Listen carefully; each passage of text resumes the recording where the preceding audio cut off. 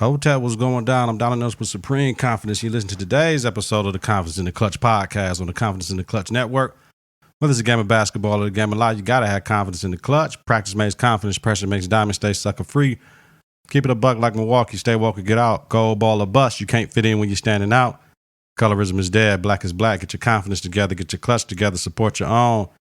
Listen to Apple Podcasts, Google Play Music, YouTube, and at Confidence in the Clutch.podbean.com. Subscribe, rate, and review.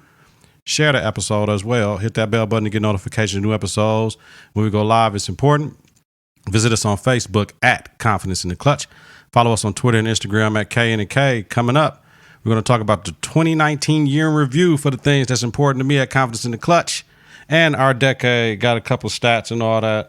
Looking at a couple things. Like always, we're bringing you quality content with strong opinions and facts. The confidence starts right now. 3, 2, 1. Confidence on 3, in the clutch on 6. 1, 2, 3. Confidence. 4, 5, 6. In the clutch. Confidence in the clutch. Yeah, buddy. Episode 121, year in review. I'm your host, Donald Nelson. Thank you for all the support. Confidence in the clutch. They know what we do, whether it's a game of basketball or a game of life. On this road, you've been with me. I appreciate y'all. Y'all know how we do it in our realm. So let's jump into this year in review. We're going to start out with the sports section first. I want to start out with the sports section and let's talk about a few things, like I said, that's important to me and the network. So let's go through our 2019 champions or whatever. So we had the Clemson Tigers winning the NCAA football championship. NFL, we had the Patriots. For the men's basketball, we had the Virginia Cavaliers. For the women's basketball, NCAA, Baylor Bears. NBA, Toronto Raptors, first championship. NHL hockey, we had the St. Louis Blues. And for the Major League Baseball championship, the Washington Nationals. Right. So if we go through our athletes, right, we want to talk about our athletes of the decade. Let's go through the decade. I have Miss Serena Williams as the woman. Listen, these stats I got per ESPN. Listen to this. Let me sit back in my chair and take this sip of Hennessy White right fast. Right. Salute.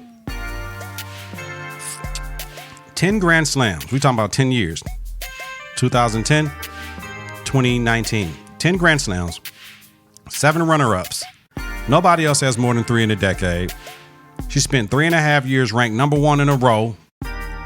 She has 3 AP Female Athletes of the Year, and she was just named AP Female Athlete of the Decade. She got married. She had a child. Complications with her pregnancy brought out health issues and had a near-death experience.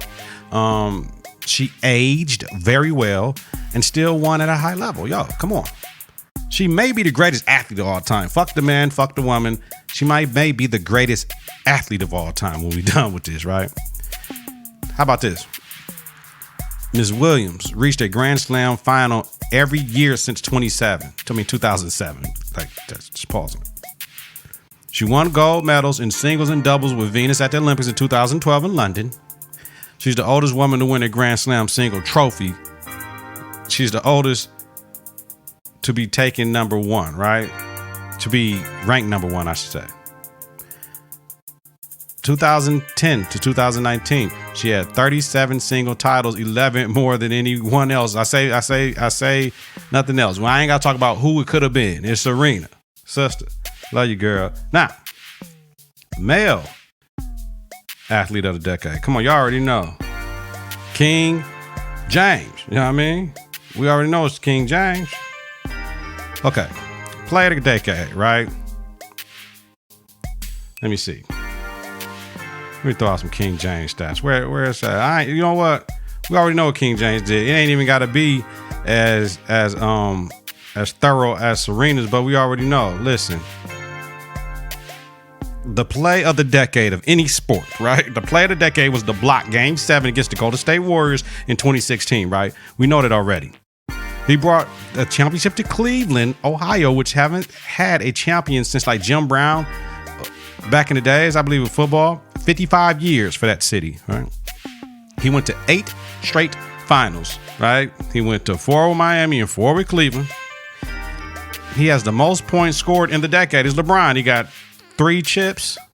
Man, you know what I'm saying? He got the same as the Warriors had in the span. So I'm rolling with LeBron, right? Now, let's get into why we in the NBA. Let's talk about the NBA for a little bit, all right? So let's talk about this decade. We had the social media uptick, you know what I mean? Where players were more versed to jumping on social media and going behind causes, putting their brands out there, what they were all about with the social media. It's very good. Donald Sterling, the episode with him and the woman he chose to be around who did not do him justice by exposing him as their friendship went, but did the world justice. Well, people already knew who he was, so it is what it is. We saw the explosion of the 3 this decade. You know what I mean? Whereas, you know, the 3-point shot became more important to many than the 2-point shot. And teams like the Houston Rockets will be mad at players that took the 2 over the 3, right? The switch from being defensive and 80, 90-point games to offense right now, we're getting 148 to 132, right? Not just the hand check that got taken out of the game, but just everything that happened. Oh, this sound better on headphones too. This DJ Flawless on the beat. Y'all know, get at me at Confidence in the Klutch. confidenceintheclutch@gmail.com. You hear any of these instrumentals? Either I made it, J.I. made it, or 99 the producer made it. So we created it. Let's go. The physical nature of the league to the finesse now. Like, you can't do a lot of things that you did in the past. It's got to be more finesse now. The floaters and all that. I'm always a pull-up jump shot man myself, but the floaters and what they do, it is what it is. Adam Silver, his first business was to come in and deal with the Donald Sterling thing. And what did he do? Adam Silver dealt with that thing and made sure we got him out the league, and he handled it very well. They would say he's a players commissioner. He took the baton from David Stern. We want to say for David Stern, health. Right now, we're going through a traumatic time with his brain injury. Adam Silver's doing a great job, right? So we went from the Heat to the Warriors in the decade. It was all about the Heat, and it was all about the Warriors, and LeBron slipped in. You know what I'm saying? He slipped in. So we had the Mavericks winning the title. We had LeBron winning 2. We had San Antonio winning the title. We had Golden State winning the title. We had LeBron winning the title. We had Golden State winning 2 more titles. We had Toronto winning the title. Now I'm missing somebody up in that joint. I'm missing somebody. Was it Lakers? The Lakers win that 2000? Somebody won. I'm missing somebody. One of them titles though, but it's all good. So we said goodbye to some greats that left. You know what I mean? That transcended. We said goodbye to KG. We said goodbye to Kobe in that 60-plus point game at the Staples. You know what I mean? We said goodbye to Tim Duncan. We said goodbye to Dwayne Wade. We said goodbye to Paul Pierce. We said goodbye to Jason Kidd, right? So if we want to get on this NBA all-decade team, I'm going with, let's see, we're going with just starting 5, 2 backcourt, 3 front-court players. That's the way the league do it right now. So we're going to go with, I'm going with Steph at the 1 as a guard. I'm going with Harden as another guard. I'm going with Kawhi, LeBron, and KD as the front court. Now, what happened to Kobe? What happened to D-Wade? No, they was on the tail end of their career. And it shows. These brothers came into their career in this decade, and that's what it was. That's my 5. Now, for honorable mention, I do have CP3. I got Westbrook. I got AD, and I got Clay. I should have added one more to it, but I don't know who to put. Oh, Giannis. I'll put Giannis on that joint, right? We talking about all decade. You can't come in from 2015 on and think you all decade. Steph, Harden, Kawhi, LeBron, and KD, you can put an argument for them that they need to be on this team. You can put an argument on that CP3 need to be on the team. You can put an argument on that Westbrook need to be on the team. AD, Clay, and Giannis. That's what I'm rolling with. So those are my top 10 if that's what we're gonna do for the all decade team. If it is what it is, let me know. So hit me on the Twitter at K in the K. Go on our Facebook page, Confidence in the Klutch, leave a post. Go on Instagram after I post this. Leave a post. Engage with me. We love it. Team of the decade in the NBA. The Warriors won 3 out of 5 chips. That's what I'm rolling with. The Raptors got 1. The Cavs got 1 out of 4. The Heat got 2 out of 4. So I'm rolling with the team of the decade, the Warriors. For half the decade, they've been running shit. Now everybody want to kick their ass because they ain't got who they got. They ain't got KD. They ain't got other things going on. But they really did their thing, you know what I'm saying? As far as changing the league. And, they weren't light years ahead like their owner said, but they were years ahead of what was going on. So it was all good. Now, let's transition to the NFL. Y'all know I'm a basketball player, right? Basketball coach, basketball everything. So I'm not going to jump into everything like that. But my player of the decade, of course, is going to be Mr. Brady, right? So Mr. Brady, 9 Pro Bowls, 2 regular season MVPs, 2 Super Bowl MVPs, and at least 3 Super Bowl rings, right? You know what I'm saying? That's per NFL.com. And he balled. He balled during this decade. After they didn't win a Super Bowl for 10 years. You know what I mean? So this is later on in his career. This is what Mr. Tom did. So then we got to look at NFL Player of the Year, 2019. We got Lamar Jackson, 13-2.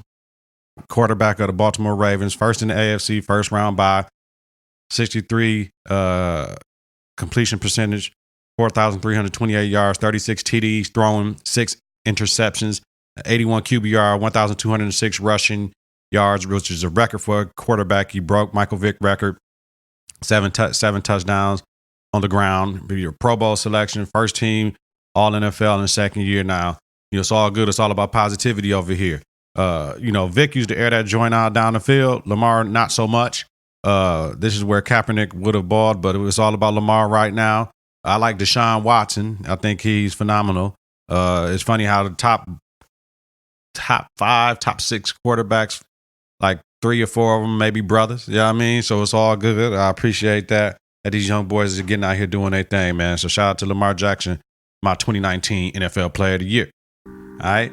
So if we look at other things, we jump in real quick just to give y'all some, it was Confidence in the Klutch. So Confidence in the Klutch, always want to give you a little bit more. Let me see. Let me get something popping for us, though. Let's do this. Let's do some JI. Okay, so if we want to do our hip hop stuff, let's do it right quick. I just want to give y'all a little bit, right? So hip hop, my artist of the year, artist of the decade. So if I want to do my let's do my decade first, it's Drake. You know what I mean? He displaced the Beatles with over 28 billion streams. Drake had hit after hit after hit after hit after hit after hit after hit. My favorite Drake albums, Nothing Was the Same, with the blue cover, with him with the afro. I mean, he got some hits though. You can say what you want about Drake. Drake gonna bring it. Drake gonna be consistent. Drake got bars, right?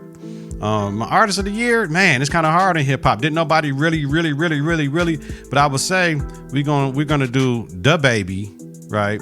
He got a nice little wave right now, and I like DaBaby. We could say Megan, right? But if we want to let's go into this hip hop albums, right? So I got Port of Miami 2 with Ross, TM 104 Jeezy, What Machine Gun Do, Griselda, Born to Rap the Game, Made the Lord Watch, Little Brother, Retropolitan, Sky Zoo and Pete Rock, Crash Talk, Schoolboy Q, So Much Fun, Young Thug. For my hip hop album of the year, I'm going with Port of Miami 2. That's just what I'm rolling with. I'm rolling with Ross. It was legit. Favorite R&B album, I got Solange, When I Get Home, and Indigo, Chris Brown. There's nothing that grabbed me more than those albums, right? So Solange has some hits. And what made that album rebirth itself was the Queen and Slim soundtrack, because they played a song of hers up in there.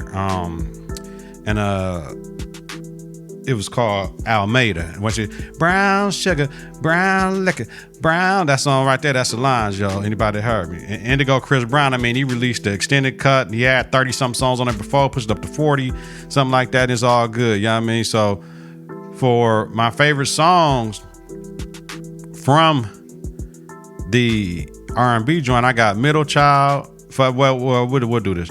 My R&B album of the year is Indigo, Chris Brown. That joint is bananas. He got multiple songs on there. You can just play that shit and let it roll. It's legit. I mean, from start to finish, he really did his thing on there. It's a more mature, more older Chris Brown. My mama like Chris Brown. You know what I'm saying? She, No Guidance come on, she bumping that shit. So it is what it is. So my favorite songs, just all the way through, all the way R&B, hip hop shit. I got Middle Child, J. Cole, Put a Date on it, Yo Gotti and Little Baby. Cash Shit, Megan the Baby, Suge, the Baby, Almeida and Ben, Solange, Trigger, Janae Aiko, No Guidance, Chris Brown and Drake, Thriving, Mary J. Blige and Nas, which is the best concert I've seen in my life. Next to Beyonce Lemonade and that Mary J. Blige and Nas might be the best concert I've ever seen in my life. Maya, Rhapsody, Maya and Drake, Omerta. Drake came with that shit. The song of the year is No Guidance, Chris Brown and Drake for me. Right? That's my shit. Now, album, artists, songs I discovered in 2018. I knew King Nip from back in the day, but King Nip came on with it this year. You know what I'm saying? His untimely death sparked interest in his catalog, and I understand people want to say, "Oh, you wasn't fucking with him from the gate and all that," but man, I'm fucking with him. You know what I mean? I knew, but King Nip is great, man. So rest in peace to that brother and all our lost soldiers we got this year. Moving into our movies, right? So we got our movies and TV. So we had Us. We had Dolomite Is My Name. We had What Man Want. We had Queen and Slim. We had Black and Blue. We had Harriet. Out of all those movies, my favorite movie was Harriet and Queen and Slim. Now, Mr. Rogers really was one of my favorite movies too. We're talking about black movies, right? Mr. Rogers did a lot for me. So, you know what I mean? But Harriet, Queen and Slim. My movie of the year is Harriet. That movie wasn't about slavery. It wasn't about killing white people. It wasn't about black people hanging from a tree getting whooped. None of that shit. It was about a hero, right? And we got to see a black woman hero. That's why I say Harriet. A black woman hero. Harriet Tubman. Love that movie. My favorite TV shows. We go through this every year. We got Power, Queen of the South, The Chi. I didn't even watch season 3 of Claws. I didn't watch season whatever of How to Get Away with Murder because of the grad school shit. But I did find Designated Survivor that got moved to Netflix and it was amazing. I love that. That's done in my Black Ink Crew New York shit. TV show of the year is Power, man. Look, me and Player Clear, y'all know we finna drop this Power episode for everything we know leading up to Sunday. I'm finna sit down and watch episode 610 again and see what I can pick out or whatever. But come on, TV show of the year is Power, man. Courtney, 50, don't fuck it up, yo. Yo. And that's it, man. That's just quick. Had to get y'all the confidence in the clutch way to bring in the new year. Christmas was great. Expect more content. Basketball gonna be heating up. Y'all know I'm a basketball focused player. Shout out to everybody that made the NFL playoffs right now.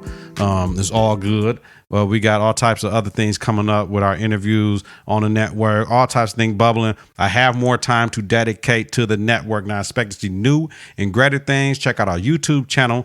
We have videos up. I'm finna go and record for Kings Only, our end of the year joint. Some of the same shit, some different, and it is what it is, yo. So like I always say, man, we always gotta keep it for real and get your confidence together, get your clutch together, support your own. Listen on Apple Podcasts, Google Play Music, YouTube, and at confidenceintheclutch.podbean.com. Subscribe, rate, and review. Hit that bell button to get notifications. New episodes is important. Visit us on Facebook at Confidence in the Clutch. Follow us on Twitter and Instagram at K&K. Have a safe and healthy night.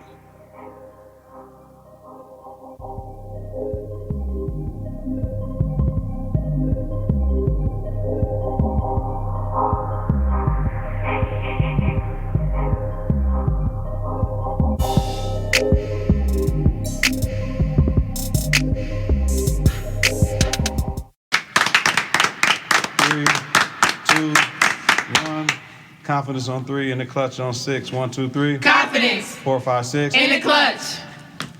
Confidence in the clutch.